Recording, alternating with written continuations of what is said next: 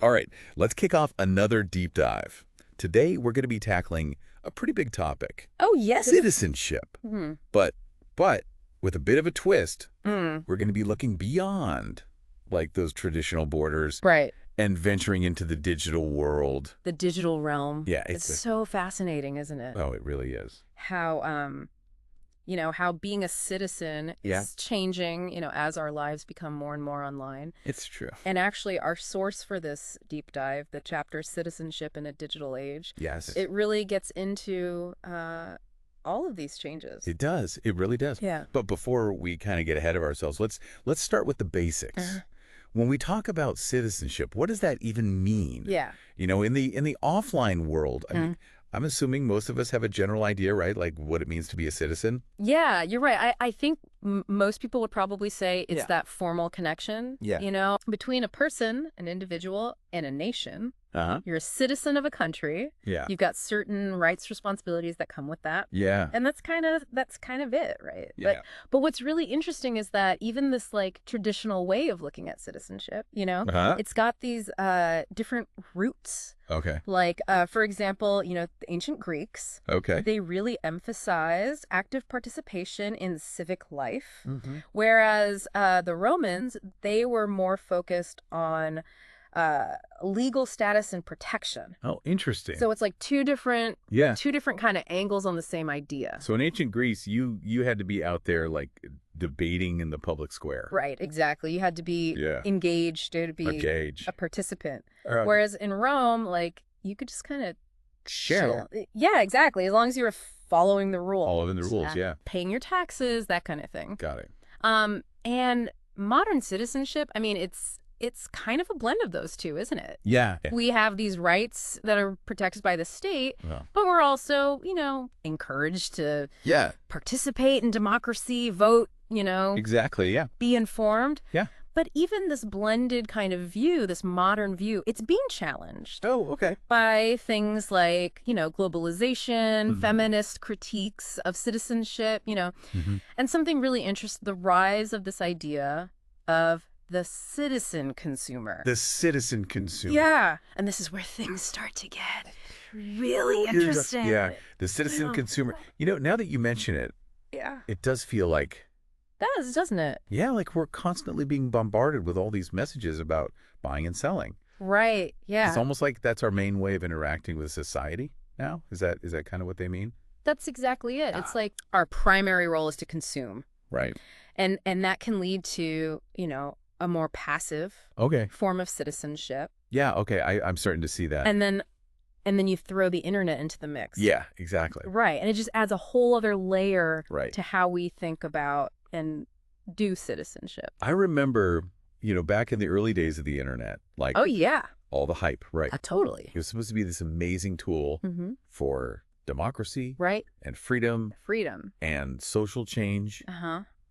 And I remember John Kathitz, who was a writer back Yeah. then, he even called the people who were kind of embracing this vision, he called them digital citizens. Yeah. Digital citizens, that was the term. Yeah. And, who could forget John Perry Barlow's Oh, yeah. Declaration of Independence of Cyberspace, Yeah. where he basically said, governments, get your hands off the internet. Hands off. Yeah, exactly. Like, it was really a time of pure cyber utopianism. It was. It really was. Yeah. And it was inspiring. Oh, for sure. But, obviously the reality of the internet, especially today, it's a lot more It's a lot more complicated. complicated. Yeah. It's not that simple. And you mentioned globalization earlier. Like Right. nation states, they're definitely still trying to Oh, absolutely. exert control online, aren't they? They are, yeah. Yeah. I mean, take China's Great Firewall. Yeah. That's a perfect example, right? Oh, it is. It's a prime example. Of how governments are Yeah. imposing borders in the digital space. Right. Controlling what information their citizens can access. It's pretty scary when you think about it. It is, yeah. I mean, even in democracies, there's Yeah. this growing concern Right. about online censorship and surveillance. Yeah, absolutely. Yeah. Yeah, it's definitely A far cry from that early vision yeah, it's a stark contrast to that early vision. of the cyberspace as this realm of absolute freedom. You know, Right. the Wild West, you know. Yeah, exactly. The internet was supposed to be this place where anything goes. Yeah. And it's just not the case anymore. It's not. It's really not. And, think about like Yeah. how the UK, they require all internet providers to use those Oh, right, yeah. parental control filters. Filters, yeah. And, while the intention might be good, Sure.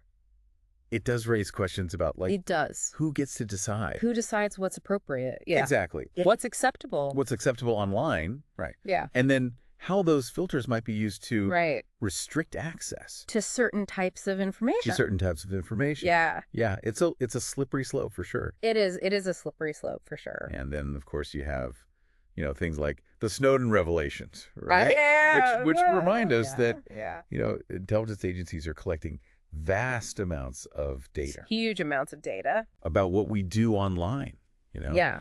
And it's unsettling to think that something as simple as, It is unsettling. a comment online A comment. could potentially Right. land someone in hot water. Yeah, it makes you wonder, It does. like, are we really in control Yeah, it really does make you wonder that. of our digital lives? Yeah. Yeah. It's not just about, expressing ourselves freely online, but Right.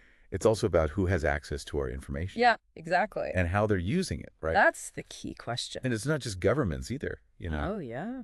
We've got to think about the power of these tech giants, right? Oh, absolutely. Like Facebook, Google, companies like that. They're the big players. They really are. They've become, They're shaping our digital the main stage experiences. for our interactions online. Right. But they are businesses, right? Right. They're driven by profit. Yeah. And they have their own agendas. They give us these tools for connecting, sharing, Right. but they're also collecting and monetizing our data. So it's like a double-edged sword, right? Yes. Like they empower us In some ways. to be these digital citizens. Yeah, they give us a platform. Yeah. But at the same time, But they also have this immense influence they do, yeah. over how we They experience shape the experience and participate in the digital world. yeah, it's a tricky balance, to say the least. It is. It's a very tricky balance. And Mhm. it gets even more complicated Oh, when you bring in this idea of datafication. datafication. Yeah. Now, that's a term I haven't heard before. Okay, so datafication, it's basically Yeah. the idea that almost everything we do Mhm. online and offline, Mhm. leaves a digital trace. Okay. These traces then get turned into data points, Uh-huh. which are then analyzed and used, Okay. often in ways we might not even realize. So it's not just what we're posting online, but even things like, Exactly. our location data, Shopping habits. shopping habits. Yeah, all of it. Yeah. It's Yeah. all being collected. Okay. And it's used to create these really complex digital profiles of who we are. And what's really interesting and maybe a little unnerving Okay. is how these profiles are then used to, Okay. predict our behavior Oh, wow. or even determine our access to certain services. It's like these algorithms are making decisions about us Right, exactly. without us even knowing. Yeah. That raises some serious questions, about fairness and control. Like, It does, it really does. is it right that our digital selves, Yeah. which are shaped by forces that we don't even really understand, Right. might actually dictate Yeah. our real life experiences? That's a huge question. Yeah. Yeah, it is. That's a really big question. And it leads to this really interesting Yeah. concept from the chapter. It's Okay. called just algorithmy. Just algorithmy. Yeah. Okay, now that sounds intense. It does. It kind of has a Yeah. ring to it, doesn't it? It does. It does. So just, that's Latin for law. Oh, okay. So just algorithmy basically suggests that in the future, our rights and privileges Wow. might be determined Yeah. not by traditional laws, Yeah. but by how algorithms interpret our data. Okay. So it's like the algorithm becomes the judge and jury. Wow. Imagine a scenario Okay. where you apply for, I don't know, a loan, Okay. or maybe you're trying to get insurance, Uh-huh. or even, a certain job. Wow. And it's an algorithm that's Right. analyzing your online behavior. And making the decision. That's making the decision Wow. about whether you're approved or not. Okay, so our digital actions, It's a pretty big deal. even seemingly insignificant ones, could actually have They could. real world consequences. Yeah, and that's where that tension, Between those utopian ideals of Right. the early internet Yeah. And the reality of digital citizenship, it becomes really, really apparent. Yeah, because we thought we were entering this space We did. of limitless freedom. Limitless freedom, yeah. But it turns out it's increasingly shaped by It is. these algorithms and those who control them. Yeah. It's not a free-for-all. No, it's not. There are forces at play There are that we need to be aware of. It's definitely a sobering thought. It is. It is a sobering thought, for sure. But it also makes me wonder, is there anything we can do That's the question. to reclaim some control? Yeah. And ensure that digital citizenship Right. is more about empowerment than manipulation. That's the million-dollar question, isn't it? Yeah. And thankfully, the chapter doesn't leave us completely in the dark. Okay. It does outline some conditions that could help foster a more positive vision of digital citizenship. So what are those conditions? Yeah, what needs to happen to make sure that our digital lives are more equitable and actually empower us as citizens. Empower us as citizens, yeah. So firstly, we need robust and accessible digital infrastructure so that everyone can actually participate, on an equal footing. That makes sense. Yeah. Because if we want everyone to participate in this digital world, then we need to ensure that they can actually access it. You have to have access first. Exactly. Right. Yeah. That's the foundation. It is the foundation. And I think, sometimes we take that for granted. We do. We assume everyone has Yeah. high-speed internet, a smartphone, the latest gadgets. But that's not the reality. But that's not the reality for a lot of people. Yeah, it's not. And without that reliable internet access, how can someone engage in online activism? Right. Access educational resources, connect with their community. Yeah. It's like trying to participate in a town hall meeting. When you can't even get to the town square. Exactly. Yeah, it really highlights the importance of digital equity. It does. Because not everyone has the same level of access. Or even digital literacy, right? Digital literacy is huge. Yeah. And that can create a significant divide, right? A huge divide. Yeah. Yeah, and that divide has real-world consequences. Oh, absolutely.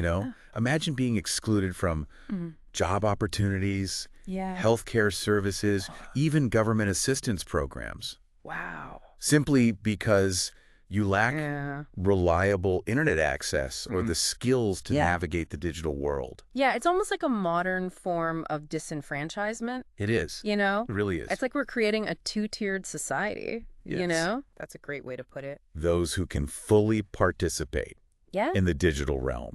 And those who are left behind. Yeah, and that underscores why. It does. Addressing this digital divide is so crucial. It's foundational. That's foundational. Yeah. If we want to have any hope of fostering a more equitable and inclusive form of digital citizenship. Okay, so access is foundational. Right. But what about those protective regulations you mentioned? The regulations, What kind of things are we talking about here? Okay, so this is where things get a little bit tricky, but also really, really important. Okay. It's about finding that balance, between individual freedoms and collective well-being in the digital space. Okay. So we need regulations that protect our fundamental rights. Yeah. Things like freedom of expression. Right. Privacy, protection from discrimination. Okay. But at the same time, we also need to address the potential harms that can occur online, right? Yeah. Things like cyberbullying, hate speech, the spread of misinformation. It's like, trying to walk a tightrope. Yeah. Right? It is. Trying to ensure those protections without stifling innovation or veering into censorship. It's a tough balance. Yeah. And there's no easy answer. No, there isn't. But it's a conversation that we need to be having as a society. We do. Yeah. Yeah. We need to ask ourselves, what are the limits of free speech online? Right. How do we protect people from harm without unduly restricting their freedoms? Yeah, How do we make sure these regulations are applied fairly transparently? Tough questions. Tough question. But they're essential. Right. They are essential. If we want to create a digital space that's both safe and empowering. Safe and empowering, yeah. Yeah. That's the goal. That's the goal. Yeah. And that brings us to, And that brings us to the third condition. The third condition. For digital citizenship to flourish. Which is? Which is public awareness. Public awareness. And this feels especially relevant given all the talk about datafication and algorithms that we were just discussing. It's all connected. Yeah, it is. Right. If our digital lives are increasingly being shaped by forces that we may not fully understand, then it becomes even more crucial for people to be aware of how their data is being collected, used, and potentially manipulated. So it's about empowering people to be more informed. It is. And critical consumers of digital technology. Exactly. It's about understanding the trade-offs we make when we use these platforms, knowing our digital rights. Right. And demanding greater transparency and accountability from those who control our data. You know what strikes me is that this idea of public awareness, it goes beyond just individual knowledge, right? It does. It's also about fostering a sense of collective responsibility. Collective responsibility. Right. That's a great point. Yeah. You know, it's not just about protecting ourselves individually, but it's about creating a digital culture that values ethics, privacy, and the common good. It's like that old saying, it takes a village. Right. Maybe in the digital age, it takes a network. I love that. It takes a network. Yeah, because it's about recognizing that we're all interconnected. We are. In this digital space, right? You are. And our actions? Absolutely. They can ripple effects. Ripple effects. Yeah. Yeah. So what does this all look like? Right. So how do we... In practice, right. Like how do we actually do this? Foster this kind of public awareness? Well, I think education is key. Okay. You know? Yeah. We need to start teaching digital literacy skills from a young age, empowering people to critically evaluate information online, understand their digital rights, and make informed choices about their data. So it's like we need to give people the tools and knowledge to be savvy. Digital navigators. I like that. Right. Yeah, like equip them with a compass. Yeah, exactly. And a map. Yeah, exactly. To navigate this complex terrain. It's true. It's true. And it's not just about formal education either. Right. Media literacy plays a huge role. So being able to critically assess the information that we encounter online. Exactly. Whether it's news articles. Social media posts, yeah. Advertising, yeah. All of it.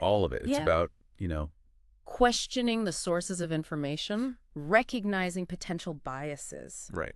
Developing a healthy skepticism. Yeah. It's almost like we need to become digital detectives. Digital detectives, It's a great way to put it. Constantly scrutinizing the evidence before... Scrutinizing the evidence. I love that. Yeah, right. Yeah. Before we form... Before you hit that like button. Yeah, exactly. Do your research. It's about honing those critical thinking skills. Yes. And applying them to the... To the digital realm. For the online world. Yeah. Yeah, and of course, honest conversations are important too, right? Oh, absolutely. Like the one we're having right now. Like right now. Yeah. We need to be talking about these issues, right? We do. The challenges. The opportunities. The opportunities. The ethical considerations. Yeah. It's a big topic. It is. It's a huge topic. But we need to be talking about it. Yeah. We need to be engaging thoughtful dialogue about how to shape a digital future. That actually... Yeah, and it sounds like a monumental task. It is. But also a very... It's also exciting. Exciting one. It is. It's about reclaiming the narrative of digital citizenship. Right. And ensuring that it's driven by human values, not just technological advancements. We've talked a lot about the challenges and potential solutions for digital citizenship. But I'm curious to hear your perspective on something. Yeah. Given all the complexities that we've discussed. Right. Do you think there's still room for optimism? That's a great question. Yeah. And I would say absolutely yes. Okay. I think optimism is essential. Yeah. Especially when grappling with these complex issues. Complex issues like this. Yeah. Yeah. But it's not about blind faith. Right. It's not about ignoring. It's not about ignoring the very real challenges we face. Right. But it's about recognizing that we have the power to shape the digital future. So it's about informed optimism. Informed optimism, yeah. Okay. Backed by action. Backed by action. Okay. I like that. Yeah. It's about acknowledging the potential downsides, right? working to mitigate them, but also embracing the incredible opportunities that digital technology offers for positive change. Can you give me an example of what that positive change might look like? Like, what are some concrete ways that digital citizenship can actually make a difference? Okay, so let's take the example of online activism. Okay. Right. Yeah. Social media platforms, despite all their flaws, they have become powerful tools for organizing protests, raising awareness about social issues, mobilizing people for collective action. I've seen so many examples of this, in recent years. Yeah, me too. Like movements like, #MeToo, Black Lives Matter, the fight for climate justice. Absolutely. Like, all of these have gained so much momentum. Yeah, they've harnessed the power through online activism of the internet to amplify their message. It's true. And it's not just about these large-scale movements. Large-scale movements. Right. Digital tools can also empower individuals to advocate for themselves and their communities at a local level. Right. Yeah. Think about like a group of residents using an online platform to organize a petition to improve their neighborhood park. Right. Or a student starting an online campaign to address bullying at their school. So it's about harnessing the power of the internet. Yeah. Amplify voices that might otherwise go unheard. Exactly. Right. Giving people a platform to speak truth to power. Yeah. And it's not just about speaking out either, right? Right. Digital citizenship can also foster greater civic engagement. Yeah, absolutely. Yeah, right. Think about how online platforms can facilitate dialogue, encourage participation in political processes, help people connect with their elected officials. It's like creating a digital town square. It is. Right. It is like a digital town square. Where everyone can have their say. Exactly. Where everyone has a voice. And it highlights the potential of digital technology to actually revitalize democracy. Yes. And make it more accessible. Accessible and inclusive. More inclusive, Yeah. So while there are definitely reasons to be concerned about the direction digital citizenship is headed, there are also reasons to be hopeful. There are. I think it's really about how we choose to use these tools, Right. And whether we're willing to demand that they serve our collective well-being. This has been a really insightful conversation. It has. I feel like I have a much deeper understanding of what digital citizenship means. Great. And the stakes involved. It's a big topic. It is a big topic. But it's an important one. It is an important one. And I hope it's sparked some new ideas for our listeners as well. Me too.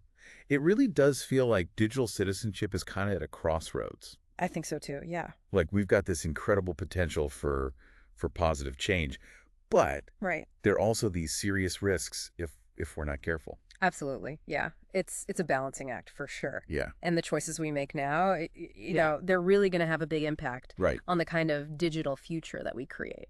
So as we wrap up our deep dive into this complex topic, what are some key takeaways you'd like our listener to walk away with? Well, first, I hope they see how digital citizenship is really an evolution of those traditional ideas about citizenship. But with these added layers of complexity, it's not just about our relationship with a nation state anymore. It's also about our interactions with these online platforms, our digital identities and the algorithms that shape our online experiences. It's like citizenship has kind of gone global and digital. It's gone global. With new challenges and opportunities. Exactly. New challenges, new opportunities. Right. Yeah. And secondly, I hope our listener recognizes that they actually have agency in this digital world. You know, they're not just passive bystanders. They're active participants, and they can actually shape the future of digital citizenship. So it's about being aware of the issues, making informed choices. Yes.